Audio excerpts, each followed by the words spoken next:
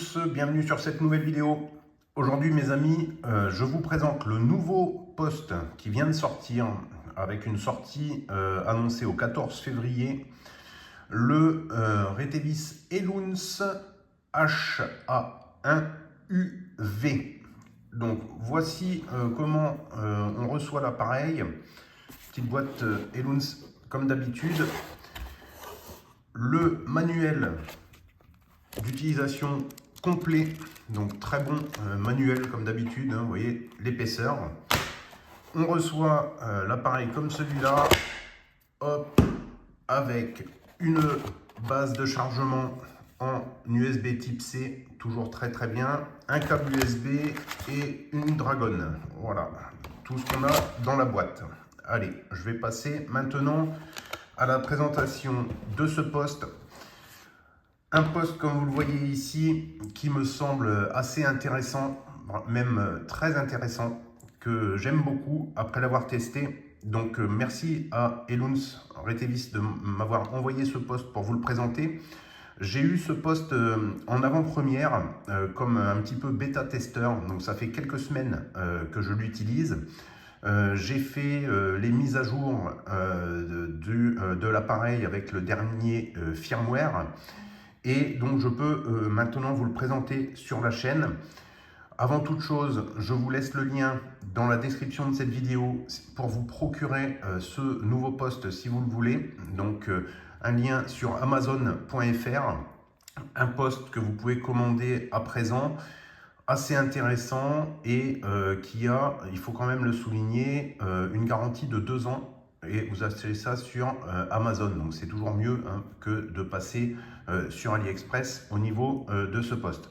Donc au niveau des spécificités de ce poste, c'est un poste UHF et VHF, radio amateur, biband, et qui va avoir comme particularité, eh bien, je dirais, sa construction très robuste, qui va vraiment le dédier à toutes les utilisations outdoor, je dirais, randonnée, mais également toutes les activités de plein air qui vous demandent un poste solide, vraiment avec une très bonne construction, hein. Comme vous le voyez ici, je vous fais des gros plans. Alors c'est vraiment du solide. Déjà, ce qui vous choque quand vous l'avez en main, c'est une grosse radio, hein. C'est vraiment, vous avez quelque chose qui tient dans la main, qui me fait un petit peu penser au feeling des Motorola professionnels, hein. Donc vraiment grosse radio, une construction comme vous voyez avec une énorme coque qui assure vraiment une bonne protection, je dirais même, vous avez un aspect un peu brique hein, dans la main, donc ça c'est plutôt pas mal, mais il faut que vous aimiez les grosses radios lourdes. Voilà, ça c'est le premier point au niveau du feeling quand on le reçoit. Donc au niveau du tour du propriétaire, vous avez un gros bouton PTT, 2 boutons programmables. Ici, je vous ai enlevé le cache, vous avez un connecteur étanche classique hein, de type M6. Donc ça, c'est pour vos appareils de micro à main, etc. Et le câble de programmation qui est venu avec également. Donc ça, je le précise, en connecteur, comme vous le voyez, étanche de type M6. Il est livré, comme vous le voyez, complet, avec une bonne antenne rigide. Et c'est un appareil déjà qui a comme grande caractéristique une étanchéité parfaite à l'immersion en IP67. Donc voilà les caractéristiques techniques. Donc un poste, on va dire, assez classique finalement dans cette version radio amateur, UHF, VHF, et qui est vraiment de bonne facture au niveau de la construction. Ça, c'est ce que j'aime déjà beaucoup sur ce poste. On sent vraiment que c'est du solide, vous en avez dans la main. Sur le haut, comme vous le voyez ici, vous avez une grosse LED verte et rouge, hein, en transmission et réception comme d'habitude. Un bouton de volume et un bouton de canaux également. Ça aussi, moi personnellement, qui suis habitué aux radios professionnelles, j'aime beaucoup. Hein, voilà, la montée descente des canaux ou la montée et descente eh bien, du VFO. puisque cet appareil a également la possibilité d'avoir un mode VFO complet qui vous permet de tuner, comme vous le voyez ici, soit les mémoires ou soit, comme vous voyez ici, les fréquences en mode VFO. Donc ça, c'est toujours très très pratique au niveau de l'utilisation de la radio. Ce qui va faire sa spécificité. Vous avez une énorme batterie de 2800 mAh sur cet appareil. Donc ça en fait vraiment, à mon sens, une radio complètement typée pour la randonnée. Moi je pense, vraiment c'est son utilisation précise.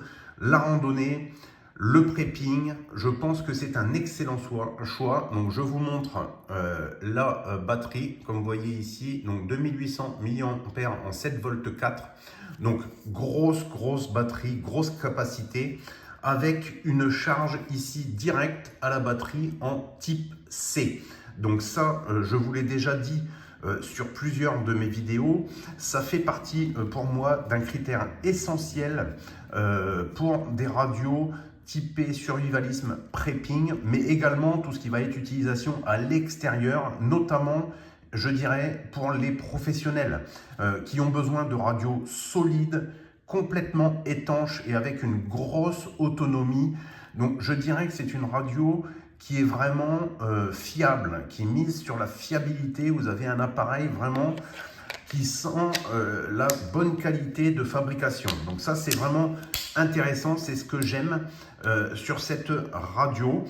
Ça va s'adresser par exemple aux services de secours, aux ADRASEC par exemple, aux professionnels, aux gardes-chasse, etc., qui utilisent des radios dans un contexte professionnel. Je pense également aussi aux utilisateurs en montagne, puisqu'il fait VHF, vous pouvez mettre le canal E par exemple, quand vous êtes dans les Alpes, et de par sa construction extrêmement robuste et complètement étanche à l'immersion, on peut très bien utiliser ce poste à la montagne, dans la neige, etc. Donc une multitude, à mon sens, d'utilisateurs possibles pour ce genre de radio, au niveau du secours, de l'assistance, au niveau peut-être de la Croix-Rouge, etc. Vous voyez ce genre de choses qui demandent des appareils fiables, solides, robustes, avec une grosse autonomie, puisque avec cette batterie de 2800 mAh, franchement, c'est pas mal au niveau de l'autonomie.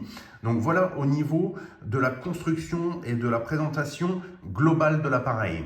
Alors, ce que je voudrais vous présenter, c'est un air de famille, comme vous voyez ici. Donc ça, il s'agit du Retevis NR 630, un petit appareil 16 canaux professionnel qui marche très bien, qui est extrêmement robuste. Et comme vous le voyez, pour moi, c'est la même construction, la même caisse qu'ils ont repris, avec bien sûr l'afficheur et les touches. Mais au niveau, comme vous le voyez, de la caisse, c'est sensiblement la même taille, la même forme, le même poids. Et ce que je peux vous confirmer, étant utilisateur depuis très longtemps de ce poste que j'aime beaucoup, qui est très simple, la grosse batterie est compatible avec ce nouveau Eluns HA1 UV. Donc ça, c'est un point très positif, puisque ce poste-là, vous allez pouvoir aussi le trouver sur Amazon. Et c'est un poste qui fonctionne très bien, étanche également, et qui a cette fameuse batterie aussi de 1800 mAh, qui est la même. Vous voyez, même si elle est logotée Retevis d'un côté et Eluns de l'autre, c'est exactement la même. Donc, possédant déjà cet appareil, finalement, ça va me faire deux batteries qui vont être compatibles, intercompatibles avec les postes. Donc ça, c'est un très bon plus, je trouve un bon point, surtout que celui-ci se trouve à pas cher, de 60-70 €, ce qui vous permet d'avoir une énorme batterie de rechange pour votre nouveau Eluns HA1 UV. Donc ça, je trouve que c'est super d'avoir des batteries compatibles et avec charge en type C que vous pouvez recharger sur le terrain via une powerbank, un panneau solaire, etc. Donc ça, c'est vraiment très bien. Donc maintenant, je vais vous détailler un petit peu comment il fonctionne ce poste. Finalement, il est très simple d'utilisation. Pas besoin de se prendre la tête. Vous avez soit un mode mémoire, soit un mode VFO. Comme vous le voyez ici, vous avez un double afficheur. Et donc, vous avez la possibilité, en appuyant sur Scan, de basculer d'un canal à un autre. Comme vous le voyez ici, en haut, en bas. Donc ça, c'est très bien. Vous allez pouvoir avoir double réception sur ce poste en alterné, hein, pas en simultané. Et vous allez pouvoir, comme c'est le cas ici, soit mettre les mémoires d'un côté et au-dessus de mettre un mode VFO ou deux mémoires ou deux VFO en VHF et en UHF. C'est à votre choix. Donc ça, c'est très bien. Ce que vous pouvez remarquer aussi tout de suite, c'est ce superbe écran en couleur au niveau de l'affichage. Vous voyez, c'est pour moi typiquement un appareil qui est dédié à l'utilisation en extérieur. C'est simple d'utilisation et il a un très gros afficheur. Vous voyez, c'est écrit en très gros les fréquences, les mémoires, tout est très gros. Vous avez des grosses touches. Également, ce qu'il faut souligner, c'est que ces touches sont rétro-éclairées. Donc, pour utiliser ça de nuit, dans la pénombre, etc., c'est impeccable aussi. Vous allez pouvoir pianoter dans le noir avec ça.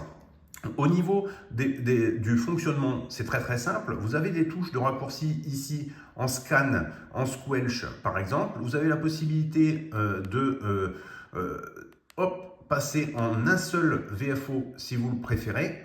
Voilà, avec une touche de raccourci. En appuyant sur la touche scan, vous basculez d'un canal à un autre. Et en laissant appuyer sur le rouge, vous passez en mode VFO ou en mode mémoire, tout simplement. Autre chose à préciser qui est vraiment très pratique au niveau de l'afficheur, comme vous allez le voir, quand je transmets ici sur le canal 8, vous avez l'écran qui change de couleur, rouge comme transmission, et qui nous indique la fréquence et également le code CTCSS ou le code DCS si vous en avez un.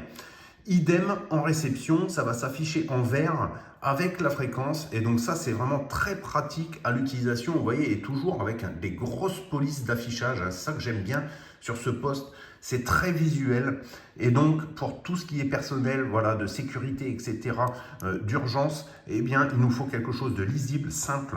Donc je pense que vraiment ça peut être un poste très intéressant pour ce genre d'utilisation, y compris pour la randonnée dans le cadre d'un équipement de sécurité. Comme vous le savez sur cette chaîne, moi j'aborde les moyens de communication plutôt comme équipement de sécurité et de transmission en cas de rupture des réseaux. Ça pour le coup, je pense que c'est vraiment un excellent choix au niveau de cette utilisation particulière. Au niveau des menus, voilà comment ça se passe. Donc on va appuyer sur la touche menu. Et vous allez pouvoir donc faire défiler avec plus ou moins ou avec la grosse molette les différents menus. J'ai oublié de vous préciser que cette radio a également la radio FM commerciale. Ça aussi, c'est toujours un plus comme élément de sécurité. Vous avez donc les différents menus qui sont accessibles ici et vous avez quelques petites spécificités comme notamment le band setting où là vous pouvez choisir d'afficher les deux VFO ou d'afficher un seul VFO. Donc ça c'est une petite particularité. Vous avez également un réglage, comme vous voyez, de l'écran. Ici, c'est pas courant non plus d'avoir ce genre de choses. Donc ça peut être aussi intéressant pour certaines utilisations dans le noir. Ensuite, vous avez la possibilité de programmer directement au clavier les touches latérales avec un appui court ou un appui long. Donc vous avez deux fonctions programmables par touche et vous pouvez également programmer en sub-PTT, c'est-à-dire que vous pouvez faire PTT du haut pour le canal du haut et la petite touche comme PTT du bas. Donc ça c'est au choix ou alors vous lui affectez différentes fonctions. Donc vous avez ça comme fonction. On a ensuite le menu audio où vous allez pouvoir régler le mic gain également, donc ça peut être pas mal. Il fait Vox main libre avec les réglages du Vox main libre, le Power Save et ensuite d'intéressant à vous montrer, radio information, voilà, hop, voici. Donc là, à l'heure où je tourne cette vidéo, début février 2025, j'ai mis à jour le poste avec la dernière version du firmware, comme vous voyez ici, le 1.01.10.006. Quand je l'ai reçu, il était en 0.05 et donc j'ai mis à jour le firmware qui corrige eh bien, l'afficheur des couleurs. Les couleurs n'étaient pas exactement la même et là, maintenant, évidemment, c'est ça. Autre point très intéressant, vous avez la possibilité, comme vous le voyez ici, de créer des zones pour mettre vos canaux. Et donc ça, comme je vous l'ai déjà dit aussi sur des vidéos, je trouve que c'est vraiment très important d'avoir une radio qui vous permet de zoner les fréquences, les mémoires, tout simplement parce que vous allez pouvoir mettre, comme ici, vous voyez, j'ai mis une zone avec les PMR, une zone avec les relais. Malheureusement, et là je vous dirais que c'est un point noir, chaque zone de ce poste ne contient que 16 canaux. Et ça, je trouve que c'est vraiment dommage, tout simplement parce que si vous avez, comme ici, les canaux PMR sur la zone PMR, vous avez vos 16 canaux PMR, donc tout va bien, PMR 446 bien sûr, mais avec les fréquences en mémoire qui ont des CTCSS, eh bien, nous sommes obligés de faire une deuxième zone qui va contenir PMR avec CTCSS. Et là, vous allez pouvoir mettre 16 mémoires de nouveau. Je trouve ça dommage d'avoir cette limitation de 16 mémoires par zone, mais c'est comme ça pour l'instant sur ce poste. Ensuite, vous allez avoir différents, je vous passe les menus, donc les différentes fréquences qui sont en mémoire. Vous avez aussi la possibilité de faire des listes de scans. Donc ça, c'est aussi très pratique. Donc via le CPS que je vous ferai voir tout à l'heure, vous allez pouvoir paramétrer des listes de scans bien définies avec différentes fréquences. Donc vous pouvez lancer un scan sélectif en fonction de vos différentes listes de scans que vous voyez ici. Vous avez donc la possibilité également d'avoir une fonction d'urgence. Cette fonction d'urgence, elle va être accessible via une touche ici qui va nous lancer une balise de détresse directement, visuelle et sonore. Donc ça aussi, quand je vous dis que c'est un poste que je vois tout à fait pour, par exemple, faire du ski, hein, admettons, pour faire de la randonnée, comme accessoire de sécurité, c'est vraiment très bien. Vous tombez dans un trou, dans un fossé, etc. Vous balancez la fonction d'urgence, ça va transmettre sur la fréquence où vous êtes cette balise d'urgence. Et de manière visuelle et sonore, on peut être capable de vous identifier. Vous mettez ça, une balise avec le son à fond dans un bois où vous êtes mal pris et on va pouvoir vous retrouver à des centaines de mètres à la ronde grâce à cette fonction dédiée à l'urgence. Donc très bon point à mon avis, cette fonction touche d'accès rapide bien visuelle orange sur le dessus du poste. Donc vous voyez qu'il a plein de petites fonctionnalités. Je dirais que c'est assez basique, mais tout ce qu'il le fait, il le fait plutôt bien et il est honnêtement vraiment très agréable à utiliser avec ce gros écran, grosse touche, gros PTT, vous voyez, tout est gros en fait, donc tout est bien accessible, on n'a pas un petit jouet. J'aime beaucoup, voilà, j'aime beaucoup ce genre de construction où on sent que c'est fait pour du solide. Donc vous avez la radio FM et voilà au niveau des fonctionnalités. Donc vous voyez que ça reste très simple. Un petit VHF, UHF qui fonctionne très bien. Au niveau des tests, on va tester un petit peu. Je vais regarder un petit peu au niveau de la puissance, voir un petit peu ce que ça donne. Donc il est donné pour 5 watts. Alors au niveau des puissances, vous avez 3 modes de puissance, hein, high, medium et low, il me semble. Donc on va regarder un petit peu ce que ça donne en puissance haute. Hop. Donc je suis sur charge fictive, hein, bien entendu. Je vais me mettre, hop, j'allume le poste. Donc je suis sur le canal 8 en UHF. Hop, donc là, hop, voilà. Et on va attaquer, vous voyez, 4,83. Donc il tient bien ses promesses hein, des 5 watts à peu près. Je vais me mettre sur la VHF. 4,50, voilà, donc un petit peu moins que ce qui est annoncé des 5 watts, mais ça reste tout à fait correct au niveau de la puissance. Alors, tant qu'on y est, je vais essayer un petit peu de tester le SWR avec l'antenne d'origine, voir un petit peu ce que ça donne.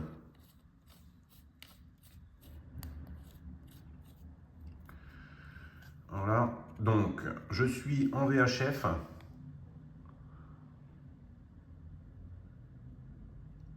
De 30, pas exceptionnel, mais pas catastrophique non plus comparé aux autres antennes d'origine. Et alors là, par contre, pour le coup, comme vous le voyez ici, ce que je voulais vous faire voir, c'est que l'antenne d'origine où je suis, par exemple, sur le PMR 446, n'est pas bonne du tout. Elle n'est pas accordée du tout, comme vous le voyez ici, où là, on a vraiment un mauvais ROS là-dessus. Donc, si vous utilisez ce poste en basse puissance, bien entendu, bien qu'il ne soit pas homologué pour le PMR 446, mais comme vous êtes des petits coquins, je sais que vous utilisez quand même ce genre de poste sur le PMR 446, eh bien, il faudra penser à changer l'antenne qui n'est pas du tout accordée sur l'UHF. À mon avis, plutôt pour la VHF, c'est pas si mal. Donc, antenne courte, antenne boudin qui est assez épaisse. Par contre, elle a la particularité, cette antenne, eh bien, d'être complètement étanchéifiée. Vous voyez ici, au niveau du pas de vis, ça fait un espèce de joint en fait qui vient bien coller sur le poste. Donc je pense qu'en changeant l'antenne, on perdrait un petit peu d'étanchéifier la bête. Voilà, à savoir. Hop, vous voyez ce que ça donne, c'est ce type de connecteur SMA. Et vous voyez, ça rentre, voilà, ça rentre vraiment dedans pour ne faire qu'un corps. Donc, à savoir que cette antenne eh bien, n'est pas terrible. Vous voyez ici, j'ai eu un petit peu de transmission et il va vous afficher en vert. Donc ça, c'est vraiment très très pratique au niveau de l'utilisation. Je vais maintenant passer sur l'ordinateur pour vous faire voir un petit peu, puisque le CPS est tout nouveau également. Il est un petit peu changé par rapport au CPS de d'habitude. Dernière chose très importante, pour utiliser ce poste sur le PMR 446, bien entendu, il va falloir le débrider puisqu'il est donné uniquement à l'origine sur les bandes radio-amateurs. Donc j'ai pas mal galéré avant de comprendre la procédure pour le débrider. Tout simplement, vous éteignez le poste. Quand vous le recevez, vous appuyez sur la touche PTT 8 et vous allumez le poste. Et là, vous voyez, 430-440, vous le recevez comme ça. Je l'éteins, PTT 8, j'allume le poste. Et là, vous voyez, on vient de débrider l'appareil et vous allez pouvoir l'utiliser, comme vous le voyez ici, sur le PMR 446. Allez, je vous fais voir un petit peu le CPS sur l'ordi pour la suite de la vidéo. Donc je viens de connecter l'appareil avec le câble USB de programmation qui est fourni avec. Et comme vous le voyez ici, eh bien c'est un nouveau CPS qui est un petit peu plus moderne, on va dire, que les anciens. Donc ça c'est toujours bien. Donc on a bien notre poste ici qui s'affiche. Au niveau des fonctionnalités de programmation, très très simple. Donc vous allez voir, donc on a ici le réglage bien de tous les menus de personnalisation du poste. Tout ce que vous pouvez faire au clavier, vous pouvez le faire ici. Vous pouvez mettre les rollers bip, etc. Directement. Vous avez la possibilité bien de faire tous les réglages normaux, le mic gain, le battery saver, le Vox, l'affichage des fréquences ou des canaux, etc. Donc vous allez avoir la possibilité de tout paramétrer via ce CPS, avec notamment les raccourcis des petites touches sur le côté, comme je vous l'ai dit, en presse court ou presse longue. Donc très très bien. Vous avez ici, donc moi j'ai mis les raccourcis pour changer de zone rapidement, zone plus, une touche de scan et en appui long, le réglage de la puissance et le lancement de la radio FM. Par exemple, vous avez la possibilité également d'avoir un K-bip et un Roger bip. Donc ça c'est plutôt pas mal au niveau des réglages. Donc très très classique, mais vous voyez, avec ce nouveau CPS, je trouve que c'est bien plus clair, bien plus lisible. Ensuite, vous allez avoir la partie zone où vous allez donc pouvoir créer des zones différentes. Donc, comme vous voyez, vous pouvez créer jusqu'à 64 zones de chacune 16 canaux. Donc en mémoire, vous avez vraiment ce qu'il faut. Donc ça, c'est très très bien. Et quand vous avez donc votre zone ici, eh bien, vous avez la possibilité de l'éditer et de lui dire, je veux mes fréquences cochés qui sont ici. Donc vous voyez très très bien, je trouve que ça ressemble un petit peu au CPS de Motorola, hein, au niveau de la programmation des postes professionnels. C'est beaucoup plus clair qu'avant, je trouve, ce mode de programmation. Donc au niveau de la liste des canaux en fréquence, donc vous avez Channel List ici, et vous allez avoir donc la possibilité de programmer vos fréquences tout simplement, ligne par ligne, comme d'habitude. Donc le PMR1, par exemple, que vous voyez ici, et vous allez avoir eh bien, les fréquences à rentrer, voilà, au niveau du poste. Voilà, du poste. On voit ici qu'il y a un petit souci au niveau du PMR1 d'ailleurs. Ensuite, au niveau de la ligne, vous allez pouvoir mettre le CTCSS, hein, comme vous voyez ici, donc soit qui est close ou directement le numéro du CTCSS. Donc ça, c'est plutôt pratique également. Vous avez la possibilité de choisir de transmettre ou uniquement de transmettre ou de recevoir et de ne pas transmettre sur le monitoring de relais, par exemple, si vous n'êtes pas radioamateur. Et vous avez avoir la possibilité également, comme vous le voyez ici, c'est une fonction qui est un petit peu cachée, il fait également Scrambler, ce poste, hein, que vous voyez ici. Donc il suffit de cocher le mode Scrambler. Vous allez également, sur cette même ligne, aller affecter à la liste de scans que vous aurez prédéfinie dans l'onglet liste de scans. Voilà, donc c'est quelque chose, vous voyez, très pratique, très simple. Donc vous allez mettre toutes vos fréquences ici, et ensuite vous allez revenir dans la zone que vous allez créer et lui dire, ben, dans ma zone PMR, je veux lui affecter les fréquences, les 16 canaux sur mes 16 mémoires. Comme vous voyez ici, on a un petit message qui nous dit malheureusement, ce que je vous disais tout à l'heure, la zone est limitée à 16 mémoires. Ensuite, vous allez avoir le réglage du DTMF. Donc les DTMF, ici, pour les radioamateurs, hein, vous savez de quoi il s'agit. Donc vous avez tous les réglages du DMF. Et là, donc, vous allez avoir la possibilité de créer des listes de scans qui sont ici, vous voyez. Et donc, quand vous faites j'édite ma liste de scans, eh bien, je n'ai plus qu'à cocher les fréquences que je veux inclure dans ma liste de scans. Donc, vous voyez, un système de programmation via ce CPS là qui est très très simple, beaucoup plus clair qu'avant. Malheureusement, je trouve vraiment très très dommage.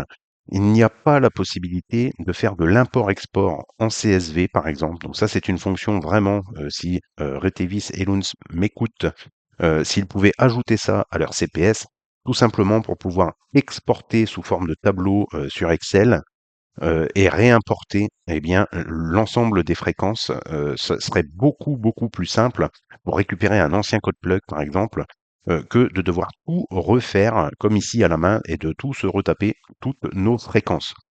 Voilà mes amis, c'était la vidéo de présentation du nouveau Eluns HA1UV, un poste très prometteur, hein, vraiment que je trouve bien fini, bien construit, très simple à l'utilisation, qui peut ravir les radioamateurs, mais également, je dirais, voilà, tout ce qui est personnel professionnel qui utilise des radios à des buts professionnels à l'extérieur. Je dirais qu'il se situe vraiment sur cette zone de compétences. Donc, merci à Retevis de m'avoir envoyé ce poste en avant-première pour vous le tester, bien avant sa sortie officielle. Et donc, je vous publie cette vidéo le 14 février 2025, date du lancement officiel de cette mise à jour, de cet appareil. Et je vous mets, comme d'habitude, le lien dans la description si vous voulez acheter ce poste sur le marché français, sur le Amazon FR, qui est distribué directement par la marque.